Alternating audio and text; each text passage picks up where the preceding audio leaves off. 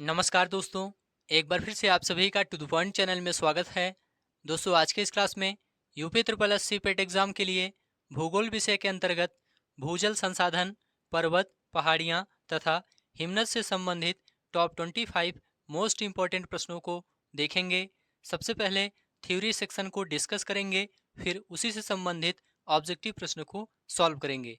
देखिए दोस्तों, भूजल संसाधन, पर्वत, पहाड़ियाँ तथा हिमनद ये सभी आपके सिलेबस में दिया गया है, इसलिए आप लोग इस क्लास को पूरा ध्यान से देखिए। लास्ट में 25 प्रश्नों का टेस्ट जरूर दीजिए। तो चलिए शुरू करते हैं। सबसे पहले दोस्तों भूजल संसाधन देखेंगे। देखिए दोस्तों, भूजल वह जल होता है जो चट्टानों और मिट्टी से रिसता है और भूमि के नीचे जमा हो जाता है। जिन चट्टानों में भूजल जमा होता है उन्हें जलवृत या एक्वीफर कहा जाता है।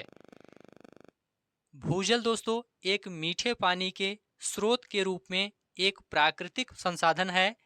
मानव के लिए जल प्राप्ति का एक प्रमुख स्रोत भूजल के अंतर्गत आने वाले जलभरे हैं, जिनसे कुओं और नलकूपों द्वारा पानी निकाला जाता है।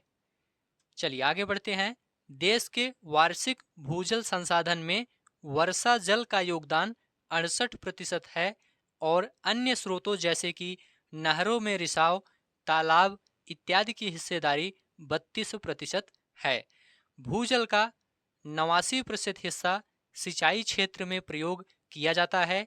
इसके बाद घरेलू उपयोग में 9% भूजल का उपयोग होता है। भूजल का 2% हिस्सा उद्योगों में उपयोग किया जाता है। सभी तथ्य ध्यान से आप लोग देखते हुए चलिए। शहरों में जल की 50% और गांवों में जल की 85% घरेलू आवश्यकता भूजल से पूरी होती है। भूजल का सबसे अधिक उपयोग सिंचाई के लिए होता है। याद रखिएगा, भूजल का सबसे अधिक उपयोग सिंचाई के लिए होता है। देश में सिंचाई के मुख्य साधनों में नहर, कुआं तथा ट्यूबवेल शामिल हैं।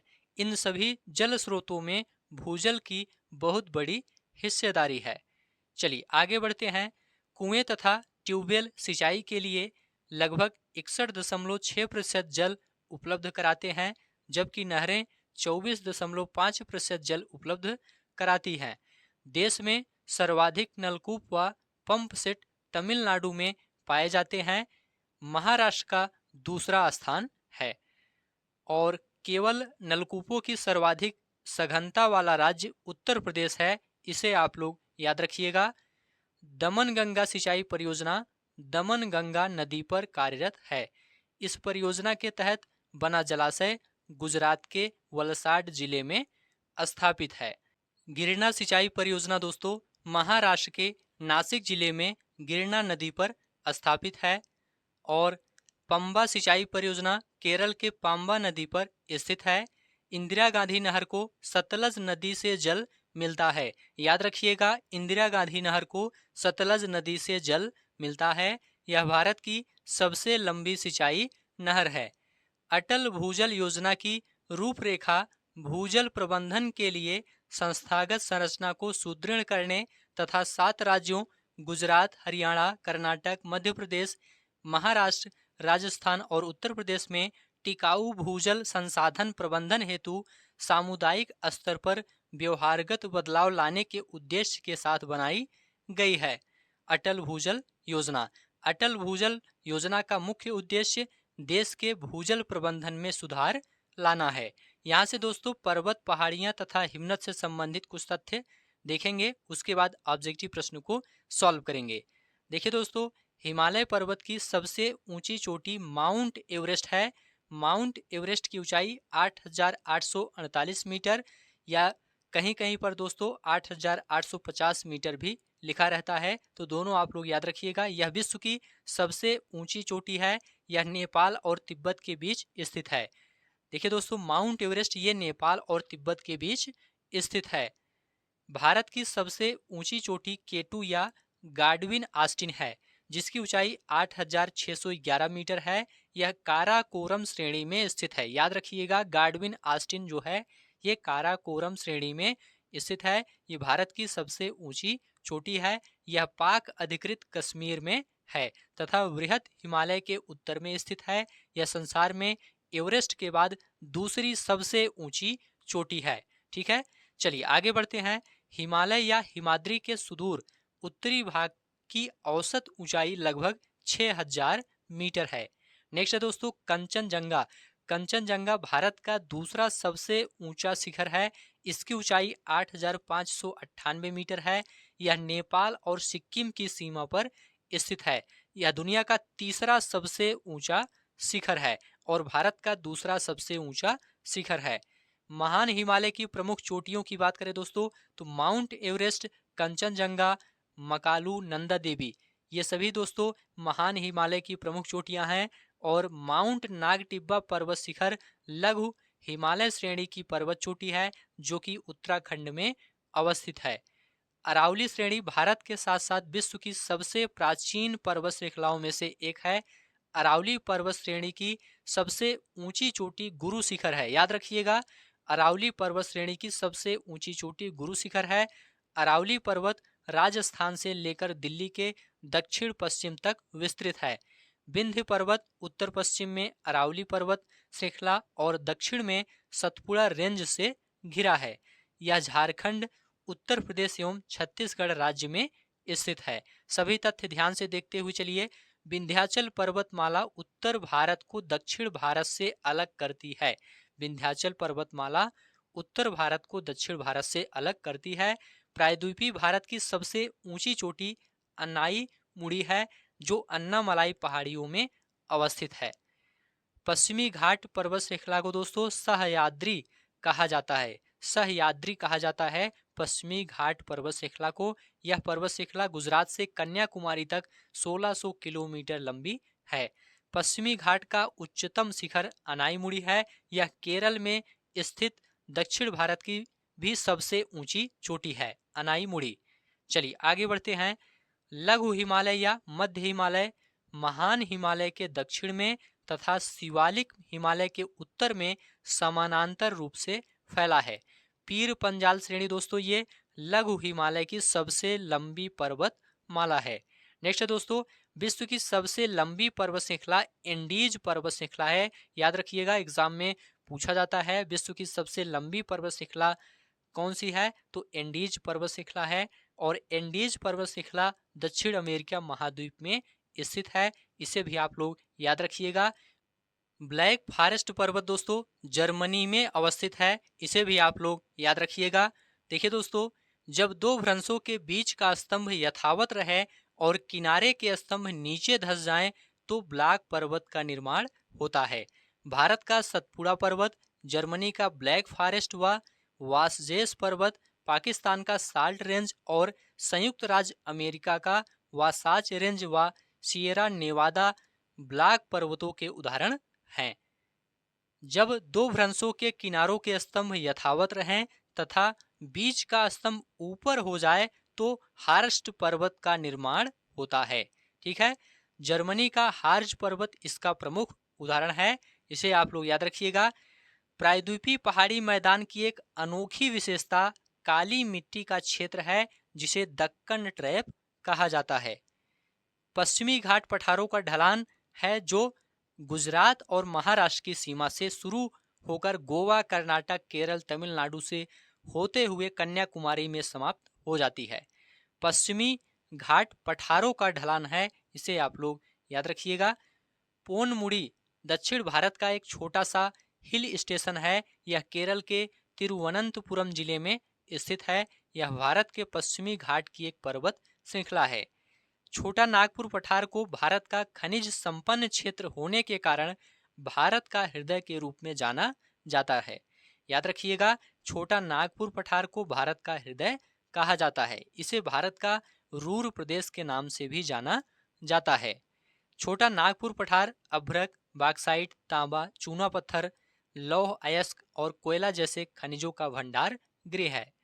मेघालय पठार प्रायद्वीपीय पठार का ही विस्तार है जो भ्रंशन के कारण प्रायद्वीपीय भाग से मालदा गैप द्वारा पृथक हो गया है। सभी तथ्य ध्यान से देखते हुए चलिए। मेघालय पठार की सबसे ऊंची चोटी शिलांग चोटी है। याद रखिएगा, मेघालय पठार की सबसे ऊंची चोटी शिलांग चोटी है। गारो खासी जयंतिया पहाड़ियां भी मेघालय पठार के ही भाग हैं। चलिए आगे बढ़ते हैं। दक्कन का पठार भारत में सबसे बड़ा पठार है। इसके अंतर्गत महाराष्ट्र, मध्य प्रदेश, गुजरात, कर्नाटक तथा आंध्र प्रदेश राज्यों के भूभाग सम्मिलित हैं। गोदावरी नदी दोस्तों इसे दो भागों में विभक्त कर देती है, एक तेलंगाना पठार और दूसरा कर्नाटक पठार के रूप में।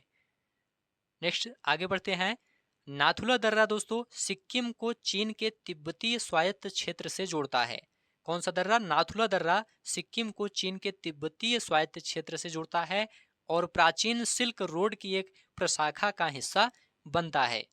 जोजिला एवं बुर्जिल दर्रा ये जम्मू कश्मीर में है। बारालाचा ला एवं सिपकीला दर्रा हिमाचल प्रदेश में है। नीति दर्रा, माना दर्रा, लिपुलेख दर्रा ये उत्तराखंड में है और नाथुला एवं जेलेपला दर्रा सिक्किम में स्थित है। चांगला दर्रा लद्दाख में स्थित है। केरल और तमिलनाडु राज्य पालघाट दर्रे से आपस में जुड़े हुए हैं। सभी तथ्य ध्यान से देखते हुए चलिए क्योंकि इससे संबंधित प्रश्न आगे देखने को मिलेगा। जोजिला पास लेह और श्रीनगर को जोड़ता है। याद रखिएगा, जोजिला पास लेह और श्रीनगर को जोड़ता है। यह जम्मू कश्मीर में स्थित है। नाथुला दर्रा तिब्बत के साथ सिक्किम राज्य को जोड़ने वाली भारत चीन सीमा पर स्थित है और बनिहाल दर्रा जम्मू से श्रीनगर जाने का मार्ग है। जवाहर सुरंग इसी में स्थित है। रोहतांग दर्रा हिमाचल प्रदेश के पीर पंजाल श्रेणी में स्थित है और सिपकीला दर्रा हिमालय की सतलज घाटी में स्थित है। रोहतांग दर्रा भारत के हिमाचल प्रदेश राज्य में स्थित है। नेक्स्ट है दोस्तों हिमनद। हिमनद या हिमानी पृथ्वी की सतह पर विशाल आकार की गतिशील बर्फबारी को कहते हैं जो अपने भार के कारण पर्वतीय ढालों का अनुसरण करते हुए नीचे की ओर प्रवाहमान होती है। भारत में अधिकांश हिमनद जम्मू कश्मीर, हिमाचल प्रदेश तथा उत्तराखंड में पाए जाते हैं। देखिए दोस्तों, व्यासकुंड हिमनद, चंद्र हिमनद, गोरा हिमनद आदि हिमाचल प्रदेश में स्थित हैं। ठीक है, व्यासकुंड हिमनद कहाँ स्थित है? हिमाचल प्रदेश में स्थित है। जेमू हिमनद, राथोंग हिमनद, लोनक हिमनद सिक्किम में अवस्थित है और नुब्रा, चोंग, नूनकुन हिमनद आदि जम्मू कश्मीर में स्थित है। मिलम, काली, नामिक, हीरामणि आदि हिमनद उत्तराखंड में स्थित है। अब यहाँ से दोस्तों टॉप 25 मोस्ट इंपॉर्टेंट प्रश्नों को देखेंगे। आप लोग सभी प्रश्न ध्यान से देखिए और सभी प्रश्नों का उत्तर बताने का प्रयास करिए। किस राज्य में नलकूपों द्वारा सिंचित भूमि क्षेत्र सबसे अधिक है? इसका जवाब है दोस्तों उत्तर प्रदेश में। उत्तर प्रदेश राज्य में नलकूपों द्वारा सिंचित भूमि क्षेत्र सबसे अधिक है। यहाँ पर सी ऑप्शन राइट है। इंदिरा गांधी नहर या राजस्थान नहर को किस नदी से जल मिलता है? इसका जवाब है सतलज नदी से जल मिलता है इंदिरा गांधी नहर को। यहाँ पर डी ऑप्शन राइट हो जाएगा। भारत में सबसे लंबी सिंचाई नहर है। देखिए दोस्तों, भारत में सबसे लंबी सिंचाई नहर इंदिरा गांधी नहर है। यहाँ पर सी ऑप्शन राइट हो जाएगा। निम्न में कौन सा सबसे ऊंचा भारतीय शिखर है? देखिए दोस्तों, यहाँ पर आपका राइट आंसर है ए ऑप्शन कंचनजंगा। याद रखिएगा, कंचनजंगा भारत का दूसरा सबसे ऊंचा शिखर है और भारत का सबसे ऊंचा शिखर K2 गाडविन है। इसे भी आप लोग याद रखिएगा। अरावली पर्वत श्रेणी में सबसे ऊंचा शिखर कौन सा है? देखिए दोस्तों, अरावली पर्वत श्रेणी में सबसे ऊंचा शिखर गुरु शिखर है। यहाँ पर दोस्तों सी ऑप्शन आपका राइट हो जाएगा। विश्व की सबसे ऊंची चोटी माउंट एवरेस्ट किसके बीच स्थित है? देखिए दोस्तों, विश्व की सबसे ऊंची चोटी माउंट एवरेस्ट नेपाल और तिब्बत के बीच स्थित है। यहाँ पर सी ऑप्शन राइट है। विंध्य पर्वत उत्तर पश्चिम में अरावली पर्वत श्रृंखला और दक्षिण में निम्न में से किस श्रेणी से घिरा है? तो यहाँ पर आपका राइट आंसर है सी ऑप्शन सतपुड़ा रेंज से घिरा है। दक्षिण में सतपुड़ा रेंज से घिरा है। यहाँ पर सी ऑप्शन राइट हो जाएगा। अगला प्रश्न है, निम्न में से किस पर्वत श्रृंखला को सह्याद्री कहा जाता है? याद रखिएगा, पश्चिमी घाट को सह्याद्री कहा जाता है। यहाँ पर बी ऑप्शन राइट हो जाएगा। प्रसिद्ध चोटी माउंट गार्डविन ऑस्टिन किस श्रृंखला में स्थित है? इसका जवाब है दोस्तों काराकोरम श्रृंखला में स्थित है। देखिए दोस्तों, प्रसिद्ध चोटी केटू ये काराकोरम श्रृंखला में स्थित है। यहाँ पर सी ऑप्शन राइट है। पश्चिमी घाट का उच्चतम शिखर है। देखिए दोस्तों, पश्चिमी घाट का उच्चतम शिखर अनाईमुड़ी है। यहाँ पर ए ऑप्शन राइट है। भ्रंशोत्थ पर्वतों में निम्नतर खंड होते हैं। देखिए दोस्तों, भ्रंशोत्थ पर्वतों में निम्नतर खंड हार्स्ट होते हैं। यहाँ पर सी ऑप्शन राइट हो जाएगा। अगला प्रश्न है, प्रायद्वीपीय पहाड़ी मैदान की एक अनोखी विशेषता काली मिट्टी का क्षेत्र है जिसे कहते हैं, क्या कहते हैं इसे दोस्तों? दक्कन ट्रैप कहते हैं। क्या कहते हैं? दक्कन ट्रैप कहते हैं। बी ऑप्शन राइट है। भारतीय प्रायद्वीप की सबसे ऊंची चोटी है। देखिए दोस्तों, भारतीय प्रायद्वीप की सबसे ऊंची चोटी अनाईमुड़ी है। यहाँ पर बी ऑप्शन राइट है। अगला प्रश्न है, कौन सा पठार भारत की खनिज भारत का हृदय के रूप में जाना जाता है? इसका जवाब है दोस्तों छोटा नागपुर पठार को भारत का हृदय के रूप में जाना जाता है। यहाँ पर बी ऑप्शन राइट है। पश्चिमी घाट है। पश्चिमी घाट दोस्तों ये पठारों का ढलान है। यहाँ पर सी ऑप्शन राइट हो जाएगा। अगला प्रश्न है, मेघालय पठार की सबसे ऊंची चोटी कौन सी है? याद रखिएगा, मेघालय पठार की सबसे ऊंची चोटी शिलांग चोटी है। यहाँ पर डी ऑप्शन राइट है। अगला प्रश्न है, भौगोलिक इतिहास के अनुसार भारत का प्राचीनतम पर्वत है। देखिए दोस्तों, भारत का प्राचीनतम पर्वत अरावली पर्वत है। यहाँ पर सी ऑप्शन राइट हो जाएगा। अगला प्रश्न है, वह मार्ग कौन सा है जो भारतीय राज्य सिक्किम को चीन के तिब्बतीय स्वायत्त क्षेत्र से जोड़ता है और प्राचीन सिल्क रोड की एक प्रशाखा का हिस्सा बनता है? तो इसका जवाब है दोस्तों नाथुला दर्रा। यहाँ पर बी ऑप्शन राइट हो जाएगा। नाथुला दर्रा ये सिक्किम को चीन के तिब्बती स्वायत्त क्षेत्र से जोड़ता है और प्राचीन सिल्क रोड की एक प्रशाखा का हिस्सा बनता है। यहाँ पर बी ऑप्शन राइट हो जाएगा।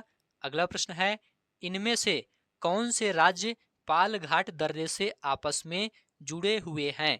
इसका जवाब है दोस्तों केरल और तमिलनाडु। केरल और तमिलनाडु राज्य पालघाट दर्रे से आपस में जुड़े हुए हैं। यहाँ पर बी ऑप्शन राइट हो जाएगा। अगला प्रश्न है, जोजिला पास किसे जोड़ता है? देखिए दोस्तों, जोजिला पास ये लेह और श्रीनगर को जोड़ता है। यहाँ पर डी ऑप्शन राइट हो जाएगा।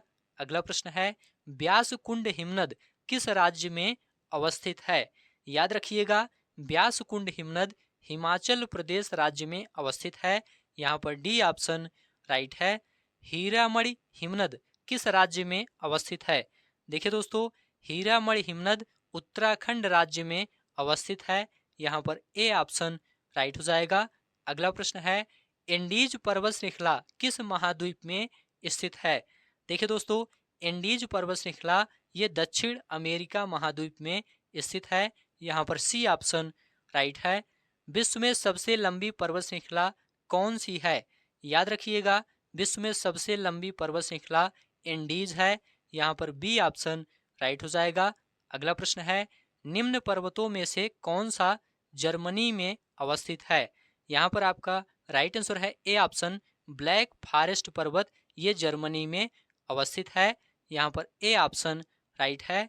तो इस प्रकार से आज की यह क्लास यहीं पर समाप्त होती है। ये सभी प्रश्न आपके एग्जाम के लिए काफ़ी ज़्यादा इम्पोर्टेंट हैं। उम्मीद है यह क्लास आपको अच्छा लगा है। अच्छा लगा है तो चैनल को सब्सक्राइब करिए, दोस्तों में शेयर करिए और कमेंट में लिखकर ज़रूर बताइए।